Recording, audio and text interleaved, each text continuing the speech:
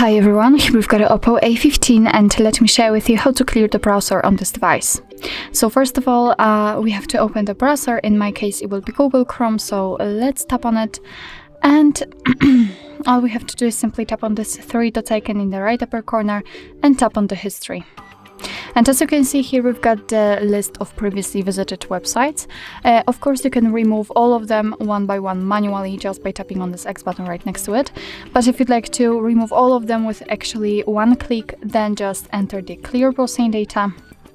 And as you can see, here we've got some basic and advanced options. In basics, we've got browsing history, cookies and site data, and cached images and files. And in advanced, we've got also saved passwords, autofill form data, and site settings. So if you want to remove something, just make sure that it will be marked. So I will mark everything. And here we've got also the time range. We can change it from last hour to last 24 hours, 7 days, 4 weeks, and all time. So I'll pick, for example, last 7 days. So if you're ready, just tap on clear data. And as you can see, the history is empty. So it means that we just successfully removed actually everything. So starting from the list of visited websites and ending on saved passwords, for example.